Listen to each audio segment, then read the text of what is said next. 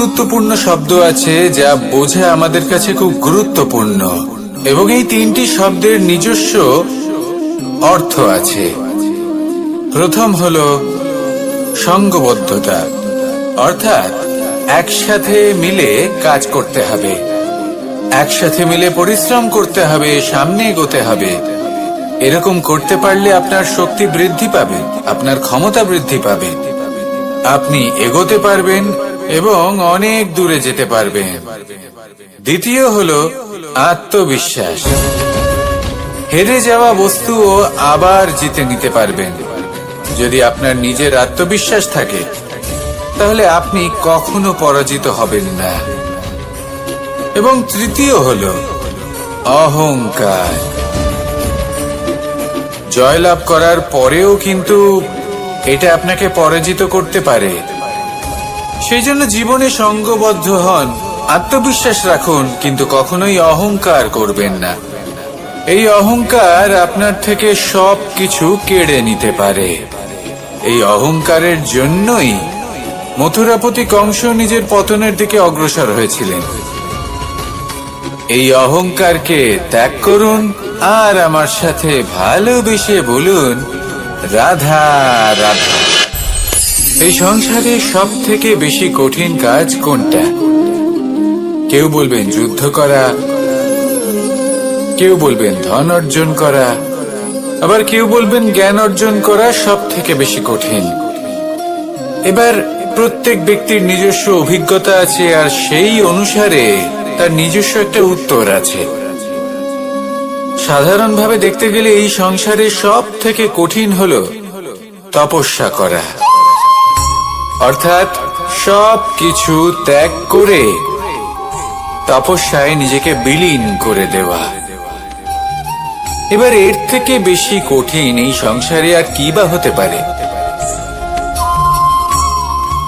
এই সংসারে, এই সমাজে, নিজের পরিবারের মধ্যে থেকেও ধৈর্য ধরে সামনে অগ্রসর হওয়া, এটা হলো সব থেকে কঠিন কাজ। কারণ যখন আপনি তপস্যা করেন তখন সেখানে আপনার ধৈর্য ভাঙার মতো কেউ থাকেন না, না কোনো বন্ধু, না কোনো আত্মীয়, না কোনো শত্রু, কেউ না। কিন্তু যখন আপনি এই সমাজে, এই পরিবারে থাকেন, কোনো না কোনো ব্যক্তি এসে আপনার ধৈর্যের বাঁধ ভেঙে দেওয়ার ক্ষমতা রাখেন। তারা আপনার ধৈর্যের বাঁধ ভেঙে দেয়, আর কখনো কখনো তারা অনিচ্ছাকৃতভাবেই সেটা করে থাকেন। কারণ তাদের মানসিকতা আপনার থেকে আলাদা, তাদের কর্ম আপনার থেকে আলাদা, তাদের দৃষ্টিভঙ্গি আপনার থেকে আলাদা, জীবন যাপন আপনার থেকে আলাদা। সেক্ষেত্রে আপনি ধৈর্যচ্যুত হন, প্রসন্নতা আপনার থেকে ছিনিয়ে নেওয়া হয়। সেই জন্য এই সংসারে, এই পরিবারের থেকেও ধৈর্য ধরে সামনে অগ্রসর হওয়া কোনো পর্বতের শিখরে গিয়ে তপস্যা করার থেকেও অনেক বেশি কঠিন।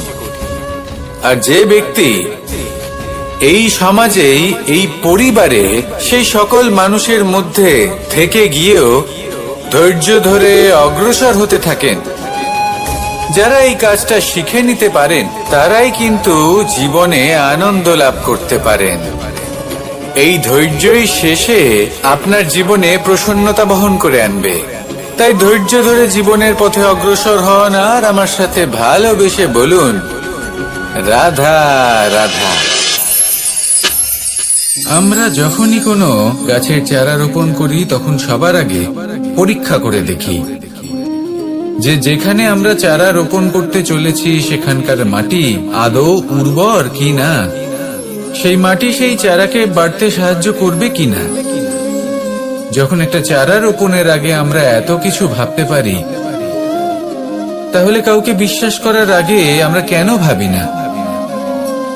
জীবনে কখনো এই বিশ্বাসরূপী চারা কোথাও রোপণ করার আগে বোঝার চেষ্টা করুন যে যার ওপর আপনি বিশ্বাস করতে চলেছেন সে কি আদৌ আপনার বিশ্বাসের যোগ্য কি না।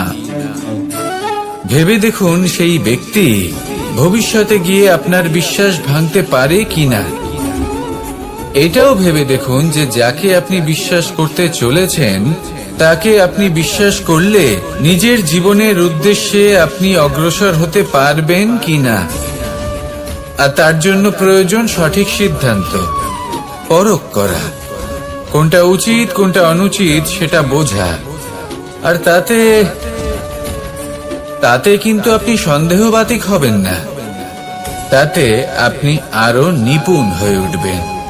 তাই যদি আপনি নিপুণ হয়ে উঠতে চান তাহলে বোঝার চেষ্টা করুন, পরখ করে দেখুন, কোনটা উচিত কোনটা অনুচিত বুঝুন। আর বিশ্বাস তখনই করুন যখন আপনি 100% নিশ্চিত হবেন যে সে বিশ্বাসের যোগ্য। আসুন আমার সাথে ভালোবেসে বলুন, রাধা রাধা। রাধা কখনো কখনো আমার জন্য বড়ই সুগন্ধি আতর নিয়ে আসে, পারিজাত ফুলের মালা নিয়ে আসে আমার প্রসাধন করবে বলে, এবং আমার সব থেকে বেশি প্রিয় মাখন নিজে হাতে বানিয়ে আনে আমাকে নিজে হাতে খাইয়ে দেবে বলে, সবকিছু আমাকে প্রসন্ন করবে বলে। কিন্তু আপনি কখনো ভেবেছেন যে এই আতর কিভাবে বানানো হয়? সহস্র ফুলের পাপড়ি একসাথে পিষে নিতে হয়, তারপরে তার থেকে যে রস নিঃসৃত হয় সেই রস দ্বারাই আতর তৈরি। অনেক সংখ্যক ফুলকে অসীম যন্ত্রণা ভোগ করতে হয়, তবে তারা আমার প্রসাধন সামগ্রী হয়ে উঠতে পারে। দুধ থেকে মাখন তৈরি করার জন্য কতটা পরিমাণ মন্থন সহ্য করতে হয় সেটা আপনি জানেন। ঠিক সেই রকমই হলো আমাদের জীবনও। বিপদও আসে, কঠিন পরিস্থিতিও আসে, এর সম্মুখীন হতে শিখুন। মনে রাখবেন আপনি হলেন সেই দুধ যাকে মন্থন সহ্য করতে হবে মাখন হয়ে ওঠার জন্য।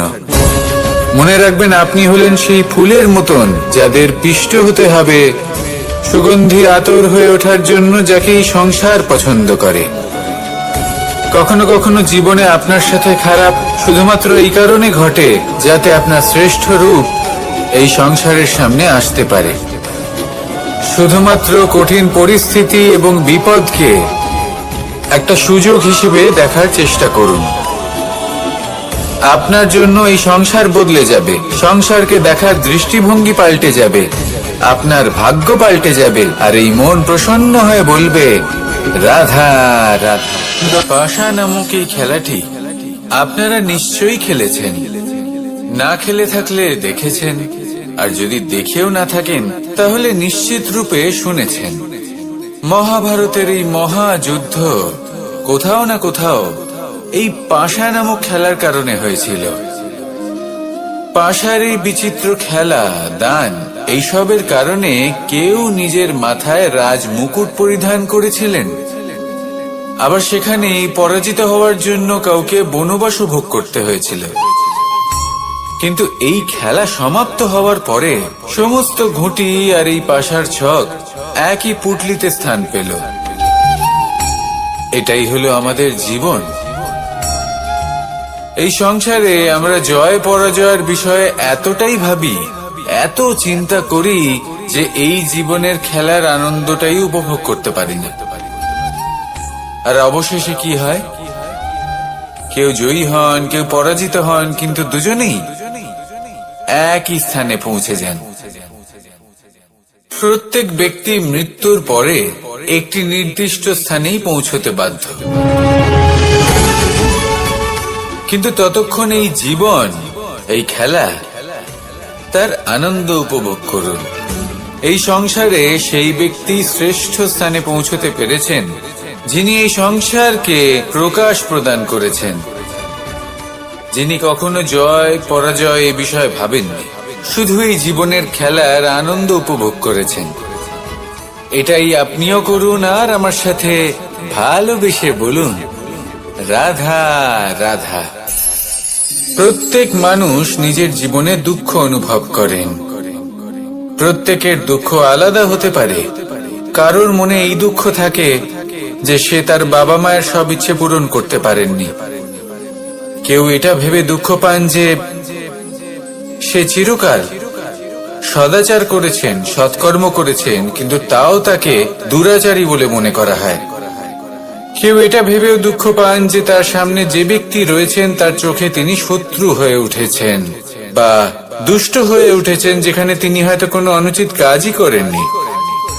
এবার এই সমস্ত বিষয় নিয়ে ভেবে নিজের ব্যক্তিত্ব নিয়ে সন্দেহ প্রকাশ করবেন না।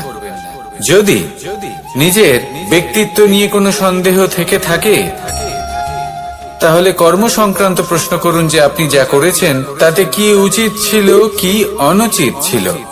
যেটা প্রয়োজন সেটা এটা বোঝার যে আপনার অন্তর্মন, আপনার বিবেক আপনাকে কি বলছে, আর আপনার অন্তর্মন আর আপনার বিবেক আপনাকে যেটা করতে বলবে শুধু সেটাই করুন। আর তারপরে এই সংসার কি বলবে, কি ভাববে সেসব নিয়ে ভাবতে যাবেন না, কারণ এই সংসার তো ঈশ্বরকেও প্রশ্ন করে থাকে, ঈশ্বরকেও দোষী মনে করে। কখনো কখনো যখন কোনো ঘটনা মানুষের ইচ্ছা অনুযায়ী ঘটে না, তখন মানুষ এটা বলে যে হে ঈশ্বর, আপনি আমার পাশে থাকলেন না, আপনি বড়ই কঠোর, এটা আপনার দোষ। যেখানে বেশিরভাগ সময় হয়তো সে নিজেই নিজের কর্মফল ভোগ করছে। আর কখনো কখনো ঈশ্বর হয়তো তার জন্য আরো ভালো কোনো পরিকল্পনা করে রেখেছেন, কিন্তু মানুষ এটা বুঝতে পারে না। তাই দিনের শেষে যেটা প্রয়োজন সেটা হলো নিজের মনের কথা বুঝতে হবে। আপনার বিবেক কি বলছে শুধু সেটাই করুন, আর সামনে এগোতে থাকুন। আমার সাথে ভালোবেসে বলুন, রাধা রাধা। পরিবর্তন, এটা হলো সৃষ্টির অমূল্য নিয়ম। এই সংসারে সবকিছু সময়ান্তরে পরিবর্তিত হয়, এই সময়ও পরিবর্তিত হয়। পরিবর্তন চিরকাল হয়ে এসেছে আর চিরকাল হতে থাকবে, কিন্তু এবার আমরা সেই পরিবর্তন কিভাবে লাভ করব যেটা আমাদের প্রয়োজন, যেটা আমরা চাই। আমরা জীবনে বিকাশ চাই। এই বিকাশ কিভাবে লাভ করতে পারি? এই প্রকৃতি কিন্তু আমাদের অত্যন্ত উত্তম উদাহরণ দিয়ে বুঝিয়েছে। একটি বিন্দুর উদাহরণ দিয়েছে যা ভবিষ্যতে একটা বিশাল নদীর আকার ধারণ করে। এটা কিভাবে হয়? মেঘ থেকে একটি বিন্দু ঝরে পড়ে সেই পর্বতের ওপর যেখানে হিম আছে। সেই হিমের সংস্পর্শে আসা মাত্র সেই বিন্দুর সাথে আরো বেশ কিছু বিন্দু যুক্ত হয়। তারপর তারা অগ্রসর হয়, আরো কিছু বিন্দু যুক্ত হয়, আস্তে আস্তে একটা ক্ষীণ ধারার রূপ ধারণ করে, এবং সেটাই ভবিষ্যতে আরো এগোতে থাকে। অনেকটা যাওয়ার পর যখন অনেক সংখ্যক বিন্দু একসাথে যুক্ত হয়, তখন সেটা বিশাল নদীর আকার ধারণ করে। এবার আমরা মানুষ বলে আমাদের সাথে এই নিয়মের অন্যথা হয় তা নয়। আমরাও এই প্রকৃতির অংশ, আমাদের ক্ষেত্রেও একই নিয়ম প্রযোজ্য। যখন পরিশ্রম করে অনেক সংখ্যক বিন্দু আমরা একত্রিত করব, তখনই পরিবর্তনের নদী প্রবাহিত হবে। প্রয়োজন হলো নিরন্তর পরিশ্রম করা এবং ধৈর্য ধরা। এটা করতে থাকুন, জীবনে সবকিছু লাভ করতে পারবেন, কারণ প্রকৃতি আমাদের এটাই শিখিয়েছে। আর আমরা এই ব্রহ্মরই একটি অংশ, যার দ্বারা এই ব্রহ্মাণ্ড নির্মিত। আসুন আমার সাথে ভালোবেসে বলুন, রাধা রাধা। কখনো এই প্রকৃতির দিকে তাকিয়ে থাকবেন। এই প্রকৃতি অনেক ধরনের শিক্ষা দেয়। কোন একটা গাছকে দেখুন, কিভাবে সে মাটি থেকে জল শুষে নেয়। সে ঝড় হোক বা হোক কড়া রোদ, সব সহ্য করে এবং অবশেষে সে ফল ধারণ করে। আর সেই ফল উৎপন্ন করার পরে সে ফল কিন্তু সে নিজে গ্রহণ করে না, এই সংসারকে প্রদান করে, যাতে পশু পাখি মানুষ তারা এই ফল গ্রহণ করে শক্তিশালী হয়ে উঠতে পারে, সুস্থ থাকতে পারে। সেভাবেই নদী, সরোবর এরা নিজেরাও কিন্তু নিজেদের জল গ্রহণ করে না, মাটিকে প্রদান করে, পশু পাখিকে প্রদান করে। সূর্য নিজেও নিজের জন্য প্রজ্বলিত হয় না, সে প্রকাশ ছড়িয়ে দিতে চায় আমাদের সবার কাছে, সে আলো পৌঁছে দিতে চায়। এই প্রত্যেকের কর্মে পরমার্থ নিহিত আছে, আর সেই জন্যই এদের সকলকে পুজো করা হয়। তাই মনে রাখবেন, আপনার কাছে জীবন যাপনের অতিরিক্ত যা কিছুই আছে তা পরমার্থের জন্য। তাহলে তার সদ্ব্যবহার করুন আর আমার সাথে ভালোবেসে বলুন, রাধা রাধা। আমরা প্রত্যেকেই অবশ্যই এমন সময় দেখেছি যখন অনেকগুলো সমস্যা একসাথে আমাদের জীবনে এসে পড়ে। সমস্যা আমাদের প্রত্যেকের জীবনেই থাকে, আমরা তার সমাধান খুঁজতে চেষ্টা করি, কখনো সমাধান খুঁজে পাই, আবার কখনো যতই চেষ্টা করি না কেন কোনো সমাধান খুঁজেই পাই না। আর যখন এটা হয় তখন মানুষ অত্যন্ত বিচলিত হয়ে পড়েন। নিজের আত্মীয় স্বজন, নিজের বন্ধু বা সংসার, এদের ওপরে এই দোষ চাপিয়ে দেন যে এদের জন্যই এই সমস্যা এসেছে। এবার যদি আমি আপনাকে কোনো পরামর্শ দিই তাহলে এটাই বলবো যে দৃষ্টিভঙ্গি পাল্টে দেখুন। এই দৃষ্টিভঙ্গি দিয়ে দেখুন যে এই সংসারে যে সমস্যায় আসুক না কেন তার জন্য কেউ দোষী নয়, না আপনি না অন্য কেউ। এই পুরো খেলাটাই আপনার মানসিকতা, আপনার দৃষ্টিভঙ্গি, আপনার মনে।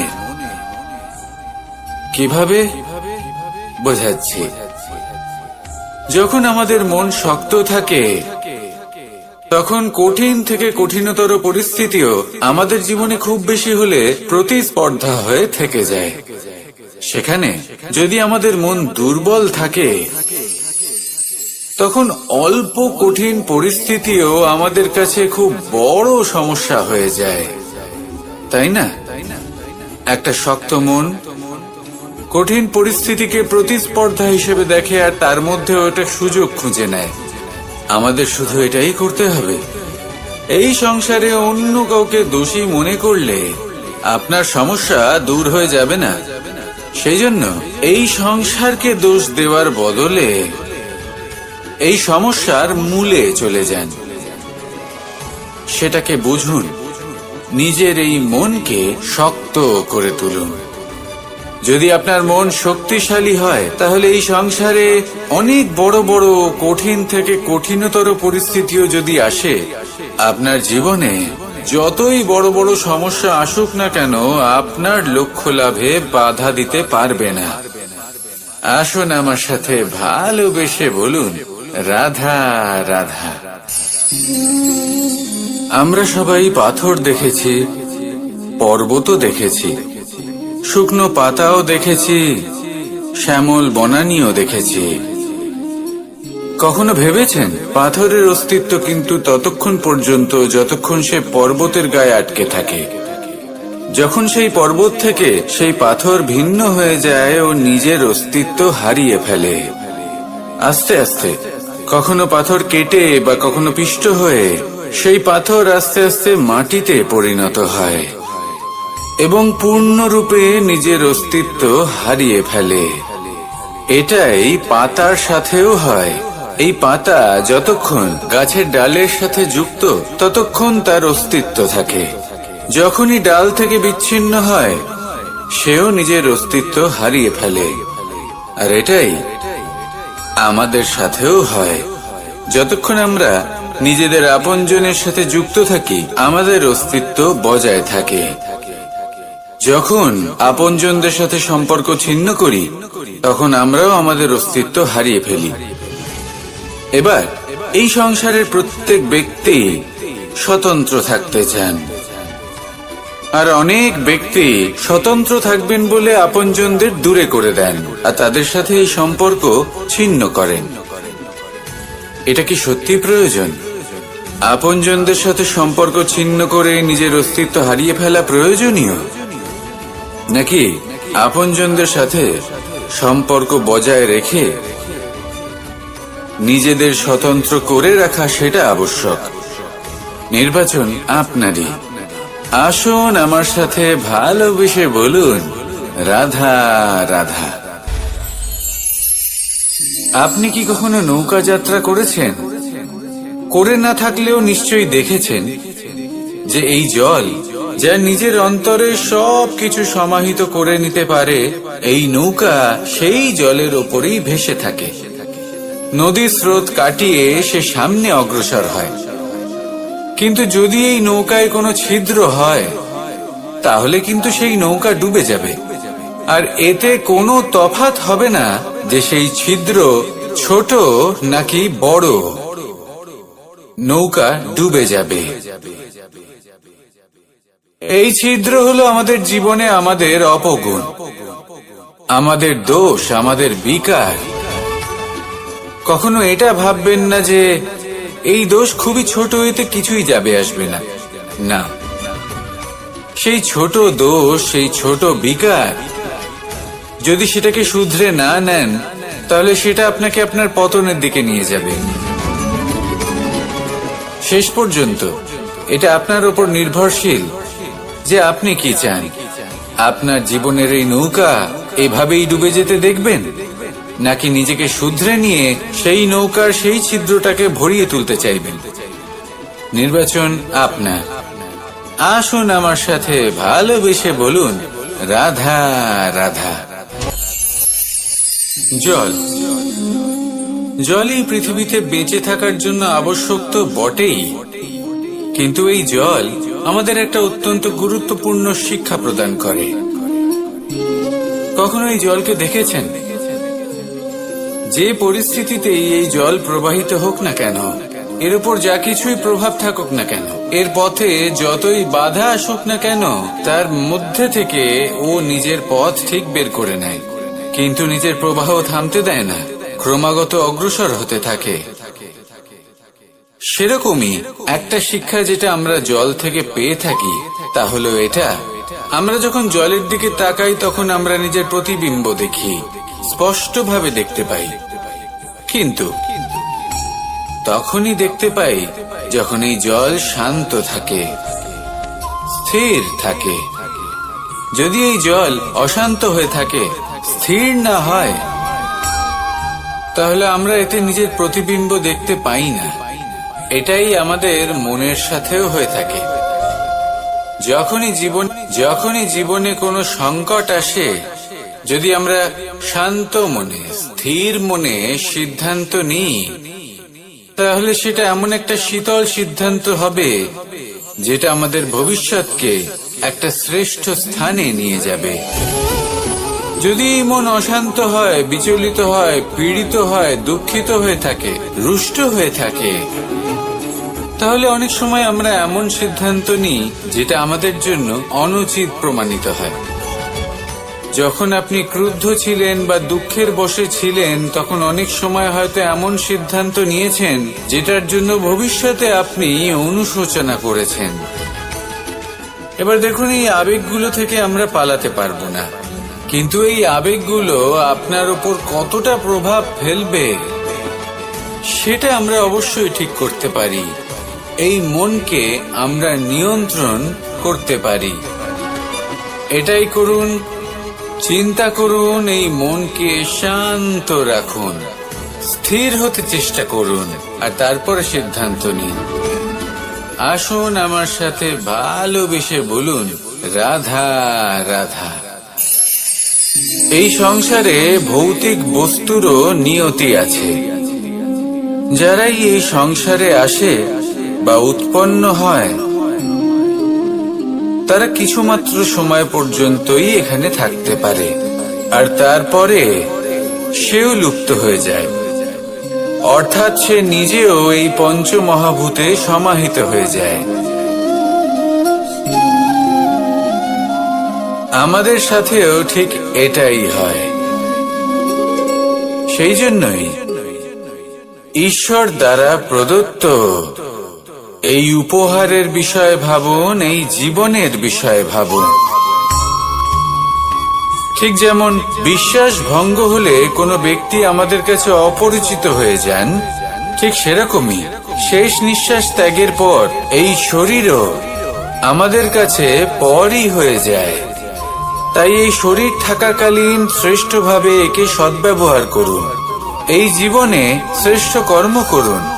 আর এই জীবনকে শ্রেষ্ঠভাবে যাপন করার জন্য কিছু কথা বোঝা প্রয়োজনীয়। যদি আপনি কারোর প্রশংসা করেন তাহলে পূর্ণ হৃদয় দিয়ে করুন। যদি আপনি হস্তক্ষেপ করে থাকেন তাহলে মস্তিষ্ক দ্বারা করুন। যদি আপনি সমীক্ষা করেন তাহলে বিবেক দ্বারা করুন। যদি আপনি ধন অর্জন করতে চান তাহলে নীতি অনুসারে চলুন। যদি জীবন যাপন করতে চান তাহলে রীতি মেনে করুন। আর যদি ঈশ্বরের ভজন করতে চান তাহলে ভক্তিভাব নিয়ে করুন। শুধু এই কথা মনে রাখবেন যে আপনার এই জীবন কিন্তু অনিশ্চিত কাল পর্যন্তই আছে। কতক্ষণ আছে সেটা কেউ জানে না। তাই কিছু মুহূর্ত যেটা যাপন করতে আমরা এখানে এসেছি সেখানে ক্রোধ, অহংকার, ঈর্ষা এইসব আবেগের কি গুরুত্ব বলুন তো? এগুলো ত্যাগ করুন। মানুষকে ক্ষমা করতে শিখুন। আস্তে আস্তে বিশ্বাস করতে শিখুন। এই সংসারে নিঃস্বার্থভাবে প্রেম করতে শিখুন আর সবার মধ্যে আনন্দ বিতরণ করুন। তাই এই সব গুণ যদি আপনি আত্মসাৎ করতে পারেন তাহলে আপনার জীবনে শুধু আনন্দ এবং আনন্দই বিরাজমান হবে। আসুন আমার সাথে ভালোবেসে বলুন, রাধা রাধা। এবার কখনো কখনো জীবনে আমাদের মনে হয় যে চতুর্দিকে শুধুমাত্র অন্ধকারই হয়ে আছে। প্রত্যেকেরই তা কখনো মনে হয়। আর তখনই আমাদের নিরাশ হলে চলবে না, আমাদের দুঃখী হলে চলবে না। সেই সময় আমাদের খুঁজতে হবে নিজেদের আশেপাশে, চতুর্দিকে আর কোথাও না কোথাও আমরা প্রকাশ অবশ্যই দেখতে পাবো। আশার একটা কিরণ অবশ্যই দেখতে পাবো। কেউ এমন একটা কর্ম করেন যেটা দেখে আমরা প্রেরিত হয়ে যাই। আর এমন কোনো কর্ম যদি আপনারা করেন তাহলে সেই কর্ম আপনার মনকে প্রসন্ন ভাব, আনন্দ এবং ভালোবাসার দ্বারা ভরিয়ে তুলবে। আপনার অন্তরের সেই অন্ধকারের অন্ত করবে, দুঃখেরও অন্ত করবে। আর এই মন প্রসন্ন ভাব নিয়ে বলবে, রাধা রাধা। দেখতে গেলে এই সংসার বড়ই সুন্দর, কিন্তু আসল সত্যি এটাই যে সংসারে সবকিছু নশ্বর।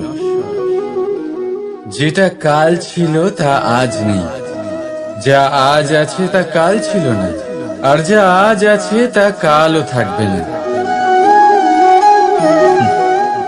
প্রত্যেক মানুষকেই যথাসময়ে কালের কাছে মাথা নত করতে হয়। এই রূপের বিনাশ করে বার্ধক্য, প্রাণের বিনাশ করে মৃত্যু, আলস্য, ঈর্ষা ধর্মের বিনাশ করে, আর ক্রোধ বিনাশ করে সম্পর্কে। কিন্তু এরকম একটা অনুভূতি আছে যা একাই সমস্ত গুণ বিনাশ করতে সক্ষম হয়, আর সেটা হলো অহংকার। তাই জ্ঞানকে নিজের কাছে আসতে দিন, কিন্তু অহংকারকে কখনোই নয়। কারণ যদি এই অহংকার আপনার কাছে চলে আসে তাহলে জীবনে যা কিছু আপনি অর্জন করেছেন, তা সে গুণ হোক বা হোক ধন, সে বন্ধু হোক বা হোক আনন্দ, সবকিছু শেষ হয়ে যাবে।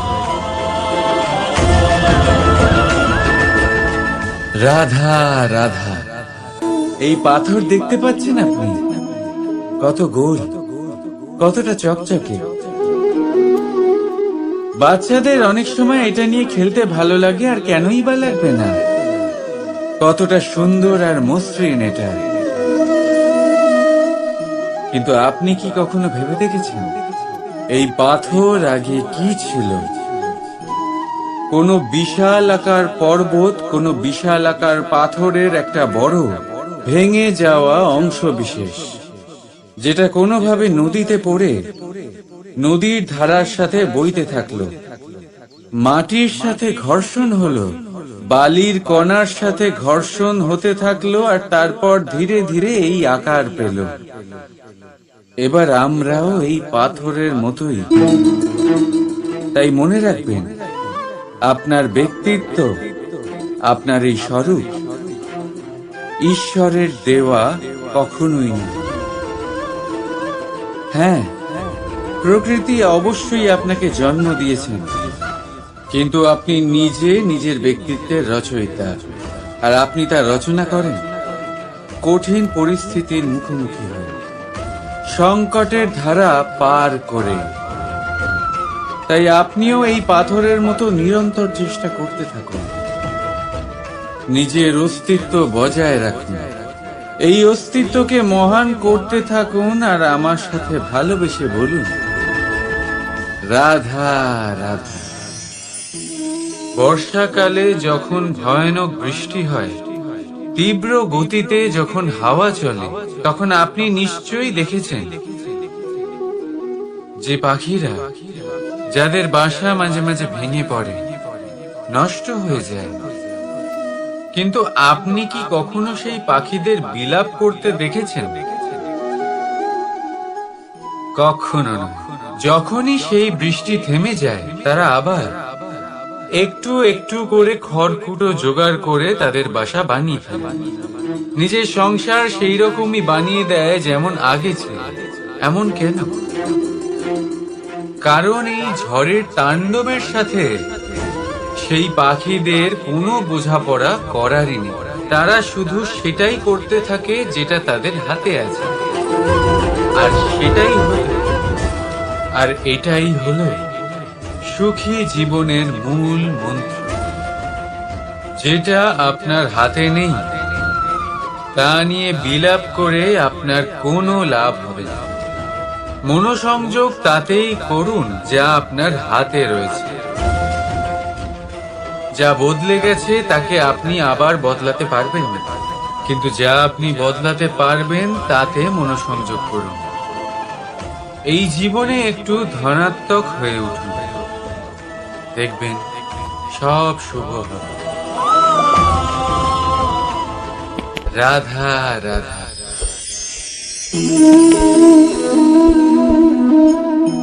ছোটবেলায় একটা জিনিস আমি কখনো বুঝে উঠতে পারিনি। আমি সবসময় আশ্চর্য হয়ে থাকতাম যে এটা কি করে সম্ভব হতে পারে।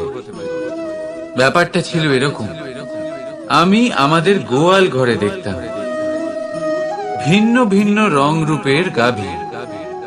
কারোর রং কালো তো কারোর রং সাদা, কেউ খয়েরি তো কারোর রং বাদামি। এবার আমি দেখতাম কারোর কারোর শিং বড় তো কারোর এত ছোট যে দেখাই যায় না। কোনো গাভী আকারে ছোট ছিল তো কেউ একটু বড়, কিন্তু যখন সেই সব গাভী দুধ দিত, তখন আমি দেখতাম সেই সব দুধ সমান, রং সমান, স্বাদ সমান, গুণও সমান, আর সমান পুষ্টিও। এবার আমি এটা বুঝতে পারতাম না। আমার দৃষ্টিতে তো সমস্ত গাভী আলাদা আলাদা ছিল। আমি ভাবলাম আমি মাকে জিজ্ঞেস করি। মাকে জিজ্ঞেস করলাম, মা আমাকে বললেন, কানাই, রং রূপ পাল্টালেও গাভীদের বাস্তবিকতা তো পাল্টায় না, গাভী তো গাভীই থাকবে। এবার আমি এটা বুঝতে পারি না যে মানুষ এটা আত্মসাৎ কেন করতে পারে না। দেখুন, রং, রূপ, জাত, ধর্ম, ভাষা, এই সবের উপরে হলো মনুষ্যত্ব। আর মনুষ্যত্বের একটাই ধর্ম, আর সেটা হলো প্রেম। তাই এই প্রেম আপনি সকলের সাথে ভাগ করে নিন, প্রেমের সাথে সকলের সেবা করুন। এই মনুষ্যত্বর অমৃত চেখে দেখুন, আর আপনি বুঝে যাবেন যে আমরা কেউ আলাদা আলাদা নই, আমরা সবাই সমান। রাধা রাধা। সাগর কত বিশাল হয় এই সাগর, কি না করতে পারে এই সাগর। এক মুহূর্তের মধ্যে সব ধ্বংস করে দিতে পারে, প্রলয় ডেকে আনতে পারে, সংসার মুছে ফেলতে পারে। এই সাগর জীবন জ্যোতি নিভিয়ে দিতে পারে। কিন্তু এই সাগর যা মেটাতে পারে না, তা হলো একজন তৃষ্ণার্তের তৃষ্ণা। অন্যদিকে এই ঘোড়া, যা এতটাই ছোট যে গোপিনীরা একসঙ্গে অনেকগুলো নিয়ে চলতে পারে, কিন্তু এই ছোট ঘোড়া অনেকের তৃষ্ণা মেটাতে পারে। এবার বলুন, জল সাগরেও আছে, আবার এই ঘোড়াতেও। তাহলে পার্থক্য কোথায়? এখানে পার্থক্য হলো তাদের আচরণের মধ্যে। একজন মাটির মধ্যে মিষ্টি জল ধরে রাখে, তো আরেকজন নিজের নোনা জলের আঘাতে যে কাউকে মাটিতে মিশিয়ে দিতে পারে। আপনি কি হতে চাইবেন? সাগরের নোনা জল হয়ে কারোর আশা চূর্ণ বিচূর্ণ করে দিতে, নাকি মিষ্টি জলের ঘোড়া হয়ে কারোর তৃষ্ণা মেটাতে? সিদ্ধান্ত আপনার। রাধা রাধা। কতবার এমন হয়, আপনি কোনো কাজ করার জন্য কাউকে দায়িত্ব দেন, কিন্তু সেই ব্যক্তি সেই কাজ সম্পন্ন করতে পারে না, অসম্পূর্ণ রেখে দেয়, অথবা ঠিকভাবে করতে পারে না। এবার এই পরিস্থিতিতে কি হয়? আপনি ক্রুদ্ধ হয়ে যান, তার উপরে আপনি রেগে যান, তাকে তিরস্কার করেন, আর তারপরে সেই কাজ সম্পন্ন করতে আপনি নিজেকেই নিযুক্ত করেন, আর শেষ পর্যন্ত সেই কাজ সম্পন্ন হয়েই যায়। এবার এই বিষয়ে সমস্যা সেই ব্যক্তির চেষ্টায় নয়, সমস্যা আপনি যে সেই ব্যক্তিকে ভরসা করলেন তার ছিল। আমরা অন্যের প্রতি ভরসা করাকে প্রথম পদক্ষেপ বানিয়ে, আর নিজের উপরে বিশ্বাসকে শেষ সম্বল। কিন্তু তার বদলে এটাই হওয়া উচিত যে নিজের উপরে ভরসাকে আমরা প্রথম পদক্ষেপ বানাই, তাকে নিজের সহায় মানতে হবে। যদি আপনি এমন করেন, তাহলে পরিণাম আরো সুখকর, আরো আনন্দদায়ক হবে। তাই মনে রাখবেন, এই সংসারে আপনার সব থেকে বড় ভরসা আর কেউ নেই। এই সংসারে আপনার সব থেকে বড় রক্ষাকর্তা আর কেউ নেই, বরং আপনি নিজেই। রাধা রাধা। আসুন আপনাকে একটা প্রশ্ন করছি, সোনা আর লোহার মধ্যে তফাৎ কি? এবার বেশিরভাগ লোকের উত্তর এটাই হবে যে সোনা বহুমূল্য, সোনার মূল্য লোহার থেকে অনেক বেশি। এটা ঠিক, কিন্তু আমাদের এটা ভুলা ঠিক হবে না যে সোনা আমাদের সাজগোজের কাজে লাগে, আমাদের আরো বেশি সুন্দর দেখায়। অন্যদিকে লোহা সেই সৈনিকদের ঢাল ও তলোয়ার হয়ে তাদের রক্ষা করে, যারা আমাদের প্রাণকে রক্ষা করেন। এই সৈনিক না থাকলে আমাদের প্রাণও থাকবে না। এবারে বলুন, সোনার মূল্য বেশি হওয়াতে কি লোহার মূল্য কমে যায়? কখনোই না। ঠিক সেইভাবে এই জীবনে আপনি যতই চেষ্টা করুন, কিছু না কিছু এমন থেকে যাবে যা আপনি কখনোই পাবেন না, আর সেই কারণে নিজেকে অক্ষম মনে করা অনুচিত। হতে পারে আপনার কাছে সেই গুণ আছে যেটা সংসারে আর কারোর কাছে নেই। সেই গুণটাকে চিনুন, সেটাকে বাড়ান, আর সেটাকে ব্যবহার করুন। তাই মনে রাখবেন, সংসারে প্রত্যেকটা ব্যক্তি বিশেষ হয়, আর এই সংসারে সবাই সবকিছু পায় না।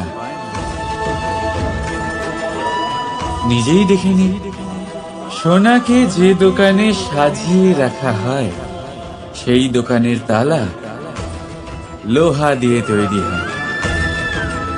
রাধা রাধা।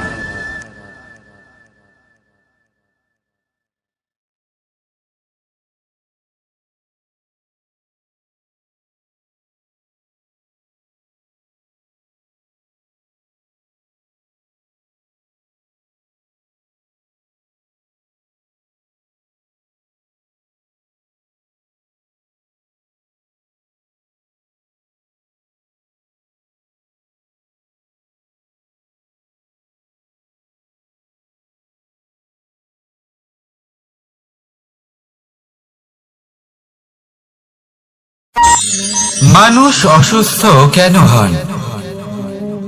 শারীরিক দুর্বলতার কারণে? না, মানুষ অসুস্থ হন তার মানসিকতার কারণে, তার বিবেকের কারণে, তার কর্মের কারণে, তার ক্রোধের কারণে। আর যখন কেউ সুস্থ হন, ঠিক হয়ে যান, তার মানে এটা নয় যে শুধু ওষুধের জন্য তিনি সুস্থ হয়েছেন। না, এটা কারোর তার প্রতি প্রেমের প্রভাব, বিশ্বাসের প্রভাব, সম্বলের প্রভাব। শুধুমাত্র ওষুধ দিয়ে কিছুই হয় না। যদি মনে প্রেম থাকে, বিবেক থাকে, বিশ্বাস থাকে, সম্বল থাকে, তবেই সেই ওষুধ কাজ করতে পারে। তাই মনে রাখবেন, এই জীবন হলো অত্যন্ত ছোট। মনে প্রেম ভাব রাখুন, মিত্রতা করুন, শত্রুতা নয়। ভালোবাসুন, বিদ্বেষ নয়। আর এই ভালোবাসার সাথেই বলুন রাধা রাধা। জীবন, এই জীবনের সত্য কি? জন্ম, যেখান থেকে জীবন আরম্ভ হয়, নাকি সমাপ্তি?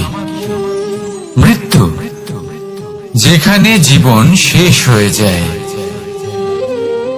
জীবনের সত্য এটা নয়, সবকিছু এটা নয়। ভালো করে ভেবে দেখলে কিছুই যায় আসে না যে আপনার জন্ম কোথায় হয়েছে, কিভাবে হয়েছে। এতেও কিছু যায় আসে না যে আপনার মৃত্যু কোথায় হবে, কিভাবে হবে।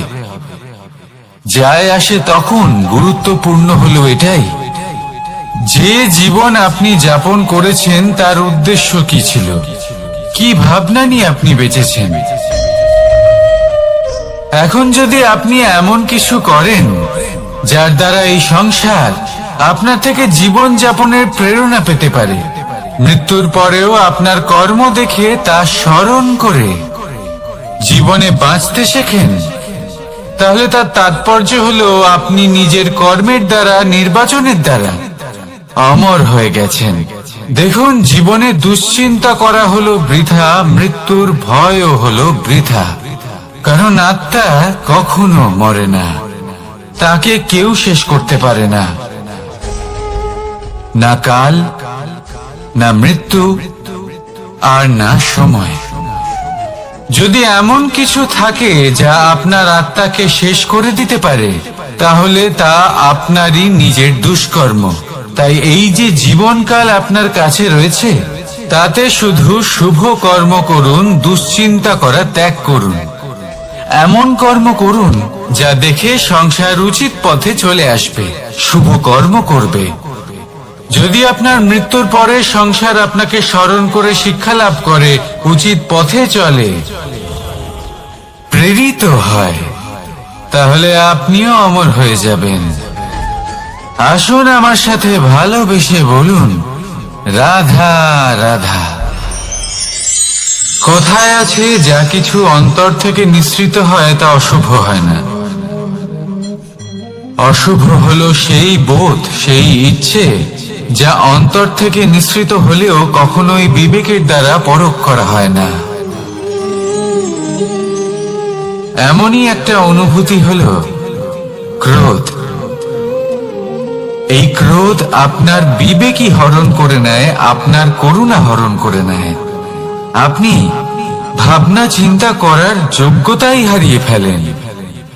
এবার যদি আপনি সংসারকে নিয়ন্ত্রণ করতে চান, ভবিষ্যতের উপর নিয়ন্ত্রণ রাখতে চান, বর্তমানের উপর নিয়ন্ত্রণ রাখতে চান, তাহলে প্রথমে নিজের ক্রোধের উপর নিয়ন্ত্রণ করা শিখতে হবে। কারণ এই ক্রোধ আপনার বন্ধু নয়, এ আপনার শক্তি নয়, এ হলো আপনার দুর্বলতা। আর এটা শত্রুর শক্তি বাড়িয়ে তোলে, আর শেষ পর্যন্ত ক্ষতি আপনারই হয়। তাই এই ক্রোধকে নিজের নিয়ন্ত্রণে রাখুন। অশুভ মন্তব্য আপনা থেকেই অসফল হয়ে যাবে। আসুন আমার সাথে ভালোবেসে বলুন, রাধা রাধা।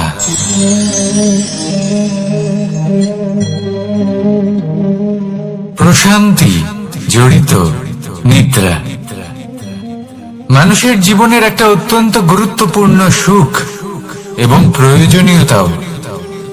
দেখতে গেলে এই সংসারের প্রত্যেক পশু পাখি, প্রত্যেক জীব অবশ্যই নিদ্রা প্রাপ্ত করেন, কিন্তু মানুষ, যার মধ্যে বিচার বিবেচনা করার শক্তি অন্যদের থেকে অনেক বেশি, তার কিন্তু ঘুমের কিছু সমস্যা অবশ্যই হয়। কি বলেন? তাই তো। এবার এর কারণ কি? চিন্তা। এবার চিন্তা আমাদের সবার জীবনে আছে। আমরা সকলে জানি যে চিন্তা কখনো আমাদের সাহায্য করে না, তাও আমাদের জীবনে আছে। কেন? চিন্তার মাধ্যমে কি কখনো কোনো সমস্যার সমাধান হয়েছে? অর্থের চিন্তা করলে কি অর্থ লাভ হয়? ভবিষ্যতের চিন্তা করলে কি ভবিষ্যৎ ঠিক হয়ে যায়? স্বাস্থ্যের চিন্তা করলে কি স্বাস্থ্য নিজে থেকেই ঠিক হয়? হয় না। তাহলে এই সব কিছু থেকে আমাদের একটা ছোট্ট শিক্ষা অবশ্যই লাভ করা উচিত। আপনিও আপনার কাঁধ থেকে চিন্তার এই বোঝা নামিয়ে ফেলুন। আর ইচ্ছে, এই সব ইচ্ছে একত্রিত হয়ে আমাদের মনে চিন্তা উৎপন্ন করে। তাই এই চিন্তাগুলিকে ত্যাগ করুন।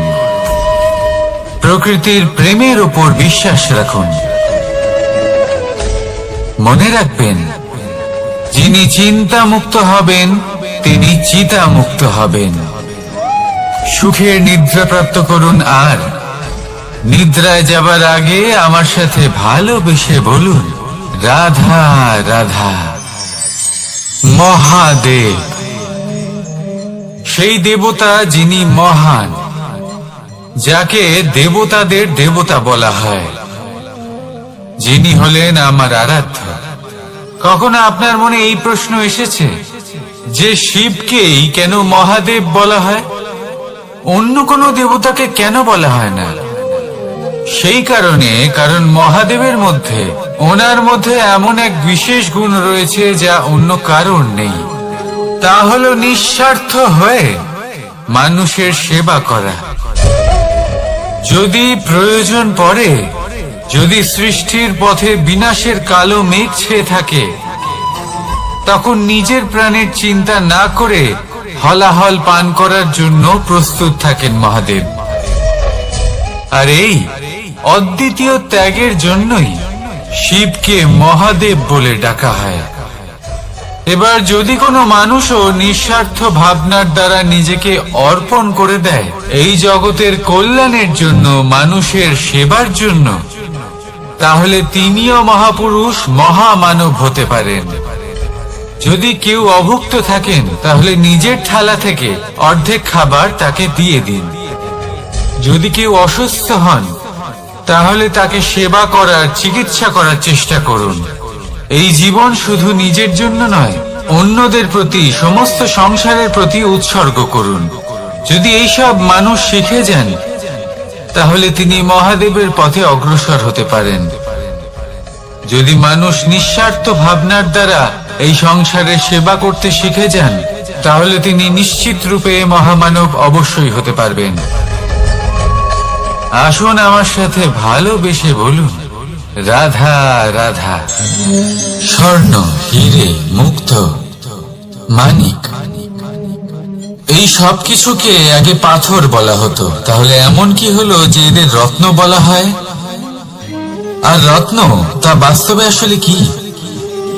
এটা হলো সেই পাথর যাকে আগে আগুনের তাপ সহ্য করতে হয়েছে, পরখ করা হয়েছে, যাচাই করা হয়েছে, এদের কাটার চেষ্টা করা হয়েছে, কিন্তু তারা কখনোই নষ্ট হয়নি, বরং তারা আরো উদ্ভাসিত হয়েছে, আরো উজ্জ্বল হয়েছে, এই সংসারে আরো প্রকাশ ছড়িয়ে দিয়েছে। সেই জন্য এরা হলো এত অমূল্য, সেই জন্য এরা হলো বহুমূল্য, সেই জন্য এদের রত্ন বলা হয়। এবার মানুষের কাছেও এই নির্বাচনের অধিকার রয়েছে যে আমরা শুধু পাথর হয়ে থাকব নাকি রত্ন হয়ে থাকব। কিভাবে? আমাদের জীবনেও অনেক সমস্যা রয়েছে, বাধা আছে, বিপত্তি আছে। আমরা সেই বাধার তাপে উত্তপ্ত হই, এই সমস্যা আমাদের কাটার চেষ্টা করে। অনেক মানুষ বিভিন্ন পরিস্থিতি আমাদের ভাঙার চেষ্টা করে, কিন্তু আমাদের নষ্ট হলে চলবে না। যেভাবে এই রত্ন সমস্যার সম্মুখীন হয়ে পাথর থেকে রত্ন হয়েছে, সেইভাবেই আমাদেরও আমাদের সমস্যার সম্মুখীন হয়ে রত্ন হয়ে উঠতে হবে। এই সংসারে প্রকাশের স্রোত হয়ে উঠতে হবে। তাহলে এটাই করুন আর আমার সাথে ভালোবেসে বলুন, রাধা রাধা। সংসারে সব থেকে বড় শক্তি আসলে কি? কেউ বলবেন শারীরিক শক্তি, কেউ বলবেন অস্ত্রের শক্তি, কেউ বলবেন জ্ঞানের শক্তি। ঠিক আছে, কিন্তু যদি আমি বলি সংসারের সব থেকে বড় শক্তি হলো শক্তি কোনো এক তথ্যের, আগে হ্যাঁ, তথ্য। এই তথ্য নিজেই কিন্তু খুব শক্তিশালী, অত্যন্ত শক্তিশালী অস্ত্র হলো এই তথ্য। আর সত্যি বলতে অনুচিত তথ্যের থেকে অনেক বেশি ঘাতক হলো অসম্পূর্ণ তথ্য। যেরকম আজ শাম্ব রুক্মির সাথে করেছে, ওকে অসম্পূর্ণ তথ্য দিয়েছে, তার ফলে বিনাশ হলো। যদি এইভাবেই আপনার কাছেও কোনো অসম্পূর্ণ তথ্য আসে, আর যদি আপনি তা পরখ না করে দেখেন, যাচাই না করে দেখেন, আর নিজের কর্ম করেন, তাহলে উত্থানের বদলে আপনি পতনের সম্মুখীন হবেন। বিকাশের বদলে আপনার বিনাশ হয়ে যাবে। মনে রাখবেন একটা অত্যন্ত গুরুত্বপূর্ণ কথা, সঠিক তথ্য পাওয়া সঠিক তথ্য দেওয়ার থেকে অনেক বেশি গুরুত্বপূর্ণ। আশা করি এই কথা আপনি বুঝেছেন। জীবনে যখনই কোনো তথ্য আপনি পাবেন, সেই বিষয়ে ভেবে দেখুন, পরখ করে দেখুন, যাচাই করুন, তারপর নিজের কর্ম করুন। আর আমার সাথে ভালোবেসে বলুন, রাধা রাধা। ধর্ম এবং প্রেম, এই দুই হলো একই মুদ্রার দুই পিঠ। যদি এদের মধ্যে কোনোটা নষ্ট হয়ে যায়, তাহলে দ্বিতীয়টাও থাকে না। কখনো ভেবেছেন এমন কেন হয়? তার জন্য আগে আপনাকে বুঝতে হবে যে ধর্ম আসলে কি। ধর্ম সেটাই যা এই সংসারের প্রত্যেক মানুষকে একে অপরের সাথে সুখ এবং শান্তিতে থাকতে প্রেরণা যোগায়। এই প্রেরণার আধার হলো প্রেম। প্রেম সেটাই যা আপনার মধ্যে অন্য কারোর প্রতি করুণাবোধ জাগিয়ে তোলে, সম্মান জাগিয়ে তোলে। এবার যদি প্রেম চলে যায়, তাহলে সবার আগে বিনাশ হবে সম্মান আর করুণাবোধের। এবার যেখানে না প্রেম রয়েছে, না সম্মান রয়েছে, না করুণা রয়েছে, সেখানে ধর্ম কিভাবে বাস করবে?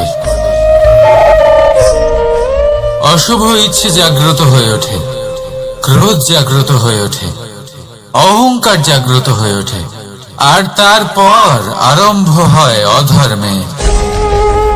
তাই যা যা ভাবনা আপনার অন্তরে প্রবেশ করছে, করতে দিন, কিন্তু যাই হোক না কেন, এই প্রেমকে নিজের থেকে দূরে যেতে দেবেন না। এই প্রেমকে চিরকাল নিজের কাছে রাখুন, নিজের হৃদয়। আর এই প্রেম ভাব নিয়ে বলুন, রাধা রাধা। এই সংসারে আমাদের জীবনের সব থেকে বড় দোষ কি আপনি জানেন? কেউ বলবেন লোভ, কেউ বলবেন লালসা, কেউ বলবেন অসত্য। দেখুন, দুঃখের মূল কারণ হলো পরিশ্রম না করা। কিছু মানুষ ভাবেন যে আমি জীবনে কোনো পরিশ্রম করব না, অথচ আমি সবকিছু প্রাপ্ত করতে চাই। আর এমন এক কারণের জন্যই দূতের মতো খেলা আমাদের জীবনে প্রবেশ করার সুযোগ পায়। দূত, এই দূত আসলে কি? দূত অর্থাৎ কোনো পরিশ্রম ছাড়াই অন্য কেউ পরিশ্রম করে যা অর্জন করেছেন, যে সুখ সুবিধা অর্জন করেছেন, তা নিজের জন্য শুধুমাত্র একটা খেলার মাধ্যমে নিজের করে নেওয়ার ইচ্ছে। আর এই ইচ্ছে অত্যন্ত বিনাশকারী হতে পারে। এই ইচ্ছে যদি আপনার বিবেক, আপনার মন, আপনার চেতনা, আপনার ভাবনা প্রবাহিত করে ফেলে, তারপরে আপনি চেষ্টা করতে শুরু করে দেবেন, আর সেইখান থেকেই আপনার পতন শুরু হবে। এই চেষ্টা করবেন যে অন্য কারোর জীবনের সমস্ত ধন, তার সমস্ত জীবন সম্পূর্ণভাবে নিজের করে নেওয়া। কারণ প্রথমে আশা জাগ্রত হয়, আর এই আশা হতাশায় পরিণত হতে সময় লাগে না। এই হতাশা কুণ্ঠায় পরিণত হতে সময় লাগে না, কুণ্ঠা লোভে পরিণত হতে সময় লাগে না, আর এই লোভ প্রতিশোধ স্পৃহাতে পরিণত হতে সময় লাগে না। আর যখন এই সব কিছু হয়, আপনি দুষ্ট হয়ে যান। আর সবাই জানেন যে প্রত্যেক দুষ্ট ব্যক্তির পতন হলো অবশ্যম্ভাবী। তাই নিজেকে দূতের থেকে দূরে রাখুন আর পরিশ্রমকে নিজের কাছে টেনে নিন। জীবনে আপনার যা যা স্বপ্ন রয়েছে, যা আপনি করতে চান, শুধুই পরিশ্রম দ্বারা অর্জন করুন। তাহলে তাই করুন, আর আমার সাথে ভালোবেসে বলুন, রাধা রাধা। জীবনে কিছু শেখা অত্যন্ত গুরুত্বপূর্ণ। এবার কি কি শিখতে হবে, সেই সব শেখানোর জন্য অনেক শিক্ষক রয়েছেন, কিন্তু কি শিখবেন না আর কি করবেন না, এটা আমাদের নিজের অভিজ্ঞতা দিয়ে শিখতে হয়। কিন্তু তার মানে এটা নয় যে যদি আপনাকে শিখতে হয় যে আগুনের তাপ কতটা, আপনাকে আগুনের মধ্যে হাত দিতে হবে। না, অন্য কারোর অভিজ্ঞতা দ্বারাও শিখতে পারেন। প্রশ্ন শুধুমাত্র একটাই যে আপনি কি শিখতে চান নাকি চান না। যদি আপনি এটাই ভাবেন যে আমি শুধুই নিজের অভিজ্ঞতা দ্বারাই শিখতে চাই, তাহলে জীবনকাল ছোট মনে হবে, অনেক কিছুই শিখতে পারবেন না। তাই নিজের সাথে সাথে বড়দের অভিজ্ঞতার দ্বারাও শেখা শুরু করে দিন। এই সংসারের অভিজ্ঞতা দ্বারা শিখতে শুরু করে দিন। আর এটা নিশ্চিত রূপে শেখা আবশ্যক যে কখন কি করবেন না, কোথায় থামতে হবে আর কোথায় থামবেন না। তাহলে আসুন আর আমার সাথে ভালোবেসে বলুন, রাধা রাধা। ভোজন। এবার ভোজন সংগ্রহ করার জন্য মানুষ কি না করেন, সব সময় চেষ্টা করতে থাকেন। ফসল উৎপাদনের জন্য অনেক পরিশ্রম করতে থাকেন, কিন্তু অনেক সময় অনেক পরিশ্রম করার পরেও ফসল ভালো উৎপাদন হয় না। এর কারণ কি? কারণ হলো এটাই যে আপনি পরিশ্রম হয়তো অনেক করেছেন, কিন্তু আপনার নজর তো সেই বীজের দিকে ছিলই না যা আপনি রোপণ করেছেন। সেই জন্য সব সময় কোনো বীজ রোপণ করার আগে তাকে পরখ করে দেখুন, তা অত্যন্ত আবশ্যক। আর সেইভাবে যখনই কোনো কর্মের প্রশ্ন আসে, তাহলে সেখানে শুধুমাত্র পরিশ্রম যথেষ্ট নয়। সেই কাজের প্রতি আপনার কর্তব্য কি, আপনার উদ্দেশ্য কি, সেটা জানা হলো অত্যন্ত গুরুত্বপূর্ণ। তাই কর্ম করুন, কিন্তু সেই কর্মের প্রতি আপনার যা উদ্দেশ্য তার মাহাত্ম্য বুঝতে চেষ্টা করুন। তাহলে আসুন আমার সাথে ভালোবেসে বলুন, রাধা রাধা। জীবনে যখনই কোনো বস্তু বা সুখ স্বাচ্ছন্দ্য অধিক মাত্রায় আপনার কাছে চলে আসে, তখন নিজেকে শ্রেষ্ঠ মনে করার একটা প্রবণতা দেখা যায়, যা হয় আত্মবিশ্বাসে পরিণত হয়, নয়তো অহংকারে। এবার আত্মবিশ্বাস আর অহংকারের মধ্যে অনেক বড় পার্থক্য রয়েছে। আমি এটা করতে পারি, আমি ওটাও করতে পারি, এ হলো আত্মবিশ্বাস। শুধুমাত্র আমি এটা করতে পারি, শুধুমাত্র আমি ওটাও করতে পারি, আমি হলাম সর্বশ্রেষ্ঠ, এটা হলো অহংকার। এবার এই অহংকার এর ধ্বনি অনেক দূর প্রবাহিত হয়, আর এর প্রহার সর্বপ্রথম আপনাকে বিপর্যস্ত করে। এবার এই অহংকার এর বিপরীত শব্দ হলো বিনয়, অর্থাৎ নিজের ঊর্ধ্বে উঠে অন্যের বিষয় ভাবনা চিন্তা করা, সংসারের বিষয়ে ভাবা। এই বিনয়ী হবার চেষ্টা করুন, একের থেকে অনেক হওয়ার চেষ্টা করুন এবং একসাথে থাকার চেষ্টা করুন। নিশ্চিত রূপেই আপনি বিকাশের কারণ হবেন। মত্ততা থেকে নিজেকে দূরে রাখুন, অহংকার থেকে নিজেকে দূরে রাখুন। এই মন প্রসন্ন হয়ে বলবে রাধা রাধা। কোনো এক বস্ত্রে যদি ছোট্ট একটা ছিদ্র উৎপন্ন হয়, আর যদি আমরা তার দিকে নজর না দিই, তাহলে সময়ের সাথে সমগ্র বস্ত্র ছিঁড়ে যায় আর কোনো কাজে আসে না। যদি কোনো একটা নৌকাতে ছোট্ট একটা ছিদ্র উৎপন্ন হয়, তাহলে সময়ের সাথে পুরো নৌকাই জলে ডুবে যায়। লক্ষ্যের দিকে অগ্রসর হওয়ার সময় একটা ছোট্ট ভুল আপনি যদি করে ফেলেন, তাহলে আপনাকে তার লক্ষ্যের থেকে দূরে করে দিতে পারে। এমনটা এই সম্পর্কের সাথেও হয়ে থাকে। কোনো একটা ছোট্ট কথা, একটা ছোট্ট মনোমালিন্য যদি সম্পর্কে আসে এবং সেটা না মেটানো হয়, তাহলে সেই সমগ্র সম্পর্কটা অনেক বড় বড় সম্পর্ক ভেঙে যেতে পারে।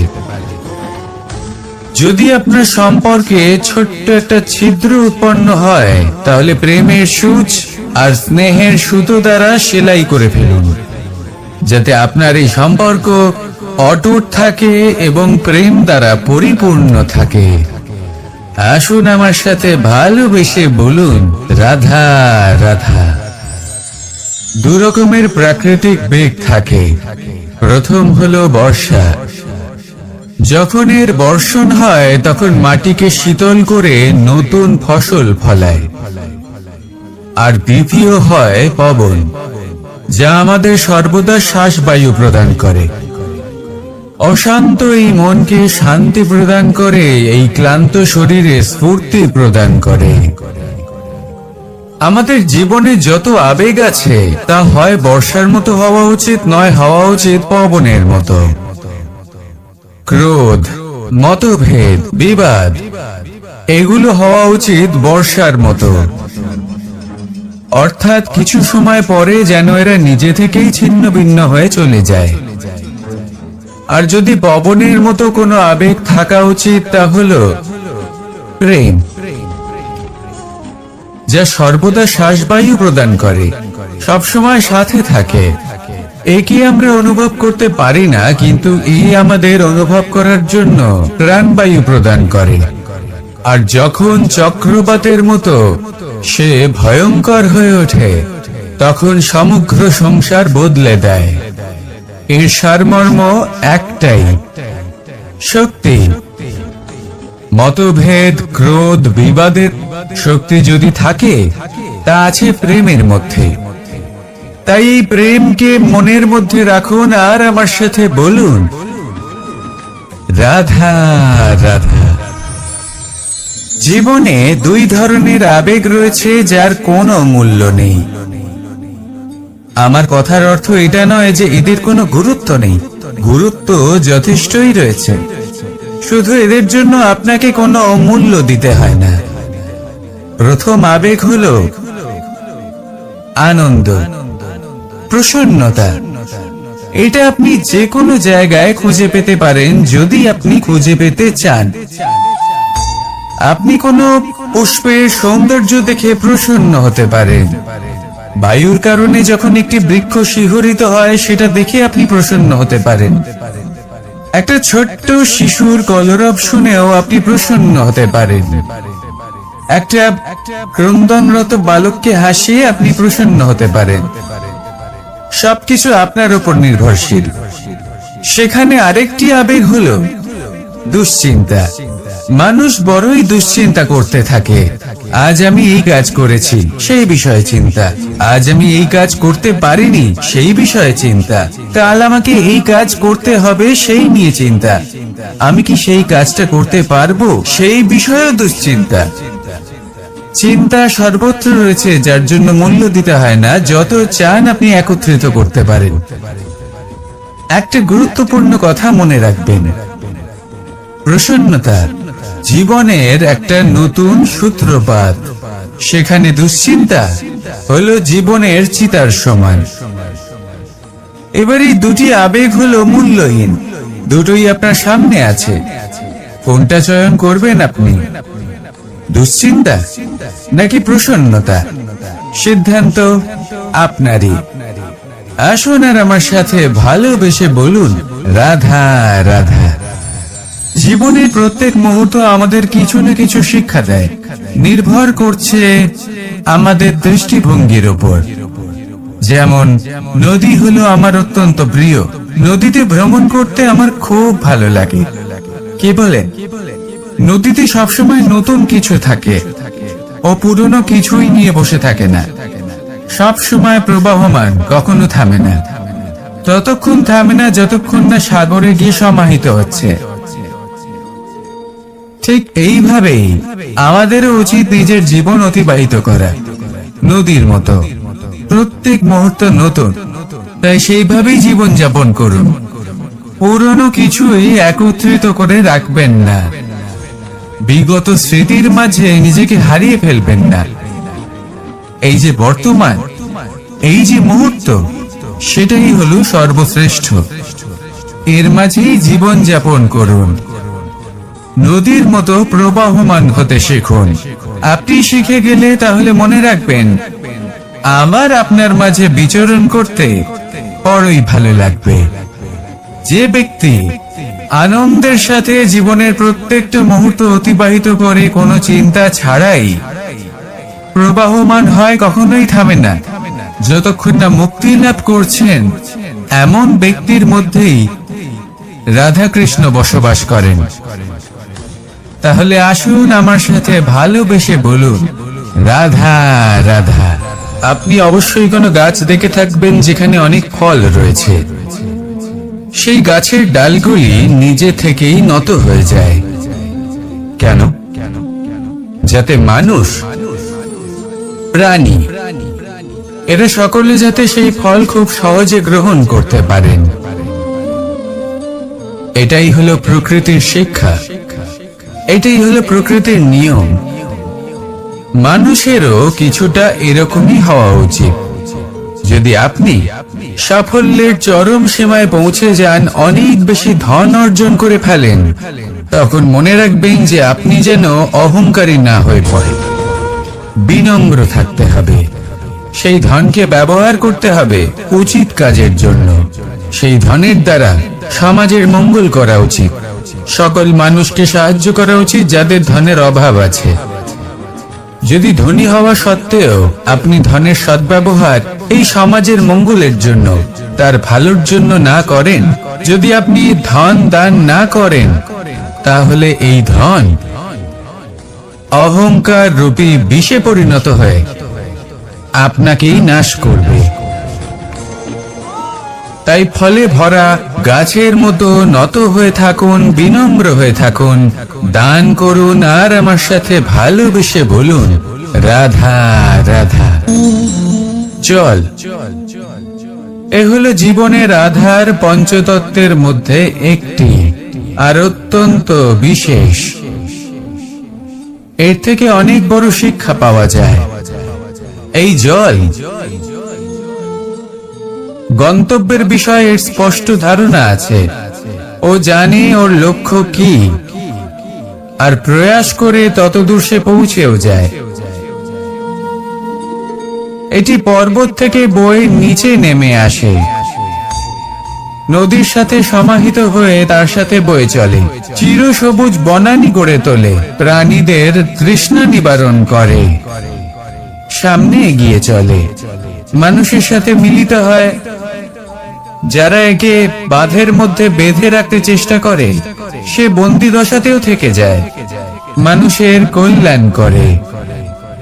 তারপর বাঁধ থেকে মুক্তি পেয়ে এগিয়ে চলে, কোথাও ধাক্কা খায়, কোথাও বাধা পড়ে, কোথাও যদি পথ খুঁজে না পায় তাহলে পথ খুঁজেই নেয়, আর যেখানে পথ থাকে না সেখানে পথ বানিয়ে নেয়, আর শেষ পর্যন্ত নিজের লক্ষ্যে পৌঁছেই যায়, অর্থাৎ সমুদ্রে গিয়ে সমাহিত হয়ে যায়।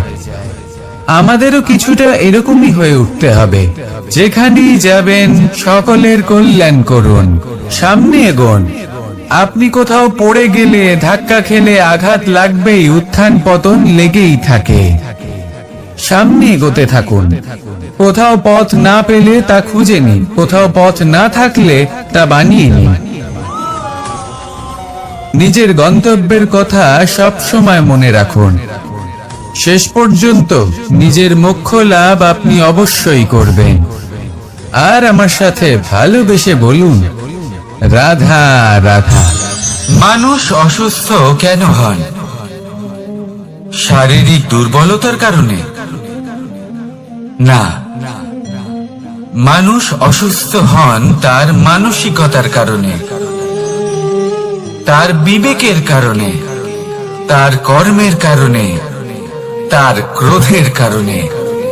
আর যখন কেউ সুস্থ হন, ঠিক হয়ে যান, তার মানে এটা নয় যে শুধু ওষুধের জন্য তিনি সুস্থ হয়েছেন। না, এটা কারোর তার প্রতি প্রেমের প্রভাব, বিশ্বাসের প্রভাব, সম্বলের প্রভাব। শুধুমাত্র ওষুধ দিয়ে কিছুই হয় না। যদি মনে প্রেম থাকে, বিবেক থাকে, বিশ্বাস থাকে, সম্বল থাকে, তবেই সেই ওষুধ কাজ করতে পারে। তাই মনে রাখবেন, এই জীবন হলো অত্যন্ত ছোট। মনে প্রেম ভাব রাখুন, মিত্রতা করুন, শত্রুতা নয়, ভালোবাসুন, বিদ্বেষ নয়। আর এই ভালোবাসার সাথেই বলুন, রাধা রাধা। জীবন, এই জীবনের সত্য কি? জন্ম, যেখান থেকে জীবন আরম্ভ হয়, নাকি সমাপ্তি? মৃত্যু, যেখানে জীবন শেষ হয়ে যায়। জীবনের সত্য এটা নয়, সবকিছু এটা নয়। ভালো করে ভেবে দেখলে কিছুই যায় আসে না যে আপনার জন্ম কোথায় হয়েছে, কিভাবে হয়েছে। এতেও কিছু যায় আসে না যে আপনার মৃত্যু কোথায় হবে, কিভাবে হবে। যায় আসে তখন, গুরুত্বপূর্ণ হলো এটাই, যে জীবন আপনি যাপন করেছেন তার উদ্দেশ্য কি ছিল, কি ভাবনা নিয়ে আপনি বেঁচেছেন। এখন যদি আপনি এমন কিছু করেন যার দ্বারা এই সংসার আপনার থেকে জীবন যাপনের প্রেরণা পেতে পারে, মৃত্যুর পরেও আপনার কর্ম দেখে তা স্মরণ করে জীবনে বাঁচতে শেখেন, তাহলে তার তাৎপর্য হলো আপনি নিজের কর্মের দ্বারা, নির্বাচনের দ্বারা অমর হয়ে গেছেন। দেখুন, জীবনে দুশ্চিন্তা করা হলো বৃথা, মৃত্যুর ভয়ও হলো বৃথা। কারণ আত্মা কখনো মরে না, তাকে কেউ শেষ করতে পারে না। না কাল, না মৃত্যু, আর না সময়। যদি এমন কিছু থাকে যা আপনার আত্মাকে শেষ করে দিতে পারে, তাহলে তা আপনারই নিজের দুষ্কর্ম। তাই এই যে জীবনকাল আপনার কাছে রয়েছে, তাতে শুধু শুভ কর্ম করুন, দুশ্চিন্তা করা ত্যাগ করুন। এমন কর্ম করুন যা দেখে সংসার উচিত পথে চলে আসবে, শুভ কর্ম করবে। যদি আপনার মৃত্যুর পরে সংসার আপনাকে স্মরণ করে শিক্ষা লাভ করে, উচিত পথে চলে, প্রেরিত হয়, তাহলে আপনিও অমর হয়ে যাবেন। আসুন আমার সাথে ভালোবেসে বলুন, রাধা রাধা। কথায় আছে, যা কিছু অন্তর থেকে নিঃসৃত হয় তা অশুভ হয় না। অশুভ হলো সেই বোধ, সেই ইচ্ছে যা অন্তর থেকে নিঃসৃত হলেও কখনোই বিবেকের দ্বারা পরখ করা হয় না। এমনই একটা অনুভূতি হলো ক্রোধ। এই ক্রোধ আপনার বিবেকই হরণ করে নেয়, আপনার করুণা হরণ করে নেয়। আপনি ভাবনা চিন্তা করার যোগ্যতাই হারিয়ে ফেলেন। এবার যদি আপনি সংসারকে নিয়ন্ত্রণ করতে চান, ভবিষ্যতের উপর নিয়ন্ত্রণ রাখতে চান, বর্তমানের উপর নিয়ন্ত্রণ রাখতে চান, তাহলে প্রথমে নিজের ক্রোধের উপর নিয়ন্ত্রণ করা শিখতে হবে। কারণ এই ক্রোধ আপনার বন্ধু নয়, এ আপনার শক্তি নয়, এ হলো আপনার দুর্বলতা। আর এটা শত্রুর শক্তি বাড়িয়ে তোলে, আর শেষ পর্যন্ত ক্ষতি আপনারই হয়। তাই এই ক্রোধকে নিজের নিয়ন্ত্রণে রাখুন। অশুভ মন্তব্য আপনা থেকেই অসফল হয়ে যাবে। আসুন আমার সাথে ভালোবেসে বলুন, রাধা রাধা।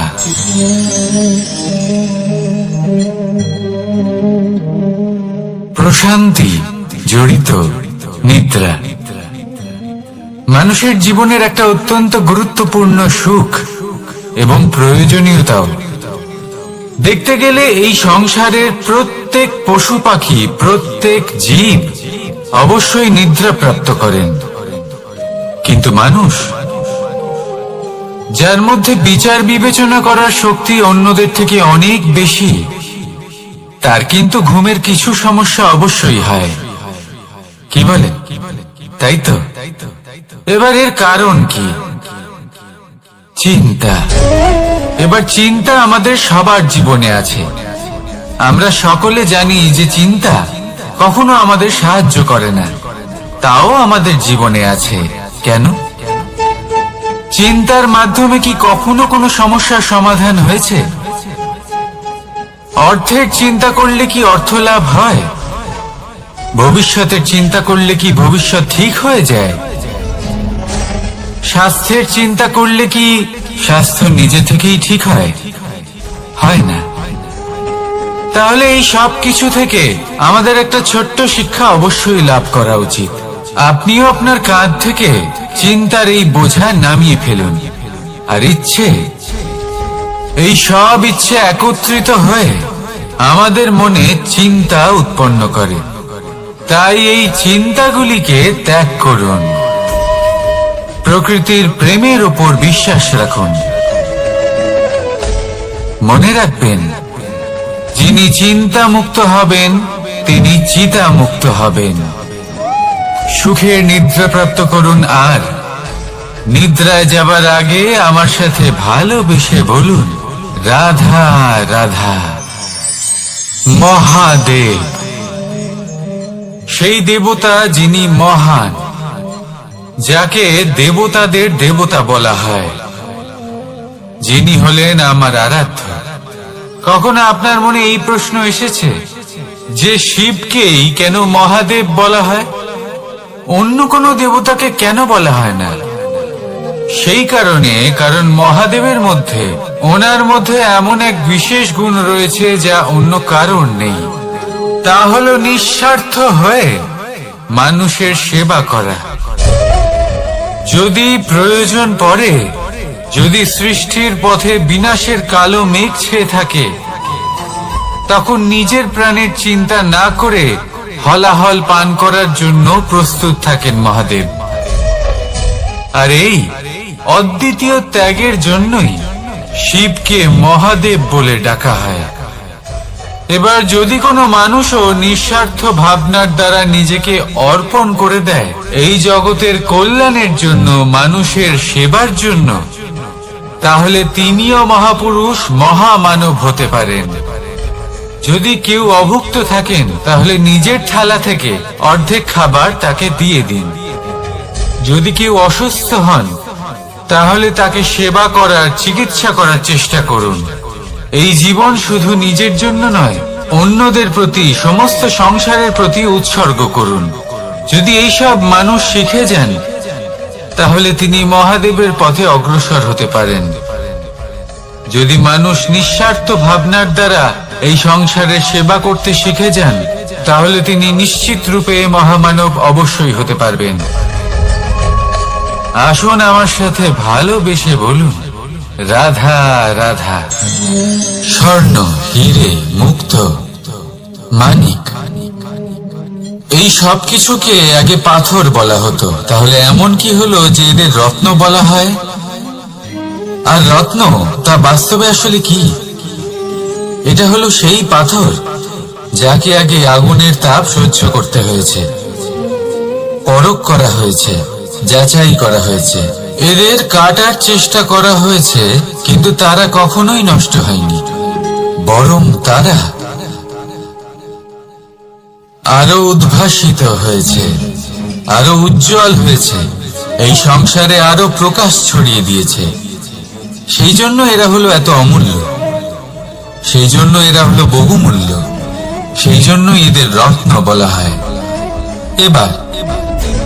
এবার মানুষের কাছেও এই নির্বাচনের অধিকার রয়েছে যে আমরা শুধু পাথর হয়ে থাকব নাকি রত্ন হয়ে থাকব। কিভাবে? আমাদের জীবনেও অনেক সমস্যা রয়েছে, বাধা আছে, বিপত্তি আছে। আমরা সেই বাধার তাপে উত্তপ্ত হই, এই সমস্যা আমাদের কাটার চেষ্টা করে।